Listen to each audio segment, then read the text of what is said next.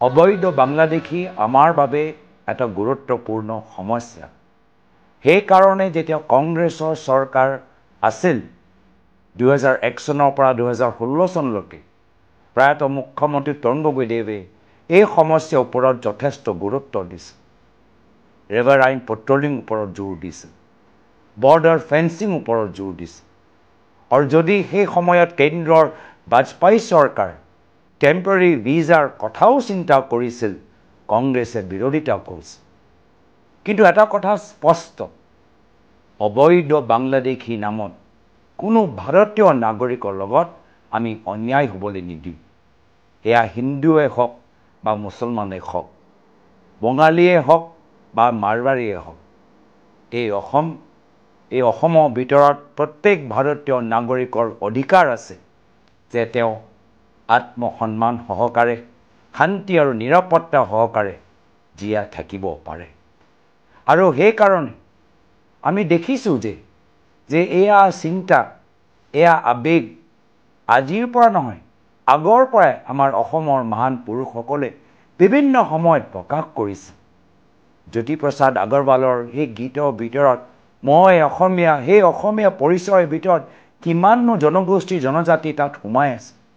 আহোম, কছাৰী, কোচ ৰাজবংশী, মিচিং, লালুং, অসমীয়া, মমেনচিংগীয়া, মণিপুৰীয়া, চাচোন সকলোৱে এই বৰ অসমৰ গঠনত সৃষ্টিত সকলৰ অৰিহণা আছে।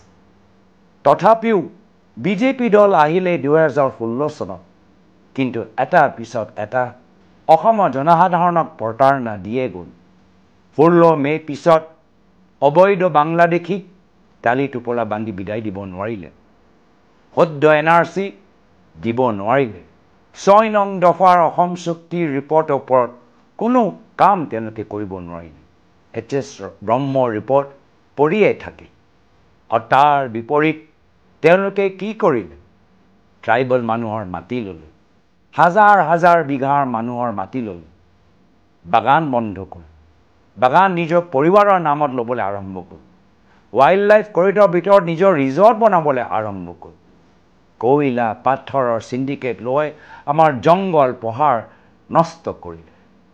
আৰু সাৰদা আৰু লুইচ বাৰ্জাৰ ফাইলটো তেওঁলোকে বন্ধ কৰিলে। আজিৰ তাৰিখত অসমৰ মুখ্যমন্ত্ৰী হিমন্ত বিশ্ব শৰ্মা ডাঙৰীয়া নিজৰ ৰেজিগনেশ্যন দিব লাগে। তেওঁ simply unfit to sit on the chair of the chief minister of Assam. আজি তেওঁৰ ল'ৰা ছোৱালীক চাকৰি দিব পৰা নাই, বন্দুক দিব পাৰিছে, অসমৰ পৰা অবৈধ বাংলাদেশীক বিদায় দিব পৰা নাই, নিজৰ পৰিবাৰৰ নামত ঠায়ে ঠায়ে আজি মাটি কিনিবলৈ আৰম্ভ কৰিছে। সেইকাৰণে আজি সময় আহিল যে আমি সকলোৱে মিলি জুলি অসমৰ দায়িত্ব লওঁ, নতুন বৰ অসম সৃষ্টি কৰাৰ দায়িত্ব লওঁ।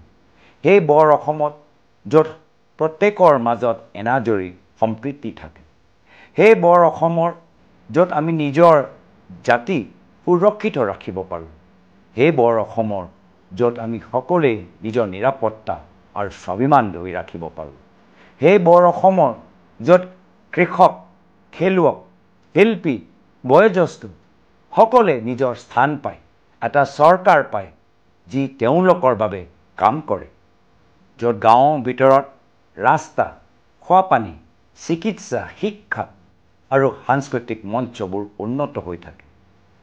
সেই বৰ অসমৰ য'ত ভাৰতৰ ভিতৰত চৰ্চা হয়, কিছু নেতাসকলৰ অভদ্ৰ কথা লৈ নহয়, কিন্তু আমাৰ নৱপ্ৰজন্মৰ যুৱকসকলৰ প্ৰতিভা লৈ, তেওঁলোকৰ কষ্ট লৈ, তেওঁলোকৰ ক্ৰিয়েটিভিটি আৰু টেলেণ্টৰ লৈ সমগ্ৰ ভাৰতৰ ভিতৰত চৰ্চা হয়।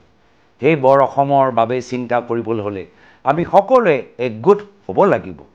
আৰু সেইকাৰণে আজিৰ তাৰিখত কংগ্ৰেছ দলে সকলোকে নিমন্ত্ৰণ জনাইছে। আমি সকলোৰ লগত আলোচনা কৰিবলৈ বিচাৰিছোঁ।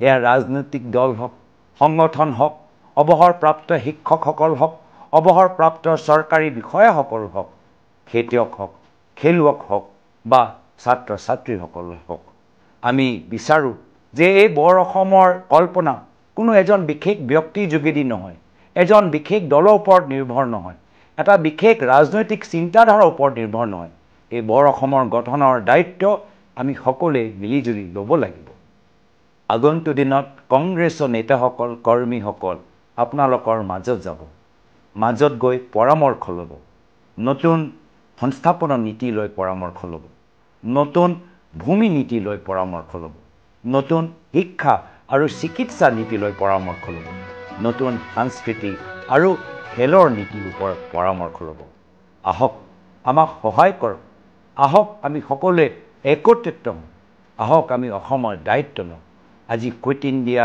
এনিভাৰ্চাৰী আহক আমি অসমৰ পৰা হিংসাৰ ৰাজনীতি বিদায় দিওঁ আহক আমি অসমৰ পৰা সাম্প্ৰদায়িক ৰাজনীতি আমি বিদায় দিওঁ আহক আমি অসমৰ পৰা ঘৃণাৰ বাতাবৰণ বিদায় দিওঁ আহক আমি সকলোৱে অসমখনক সেই পথত লৈ যাওঁ যি পথৰ নিৰ্মাণ মহাপুৰুষ শ্ৰীমন্ত শংকৰদেৱে কৰিলে মাধৱদেৱে কৰিলে আজানপীৰে কৰিলে লাচিত বৰফুকনে কৰিলে ভূপেন হাজৰিকাই কৰিলে আহক আজি আমালোকৰ সকলোৰ ওপৰত এটা গধুৰ দায়িত্ব আৰু মোৰ বিশ্বাস যে আমি মিলি জুলি এই দায়িত্বটো ভালদৰে লৈ আমি অসমখনক প্ৰগতি শান্তি আৰু সম্প্ৰীতিৰ পথত আগুৱাই লৈ যাম নমস্কাৰ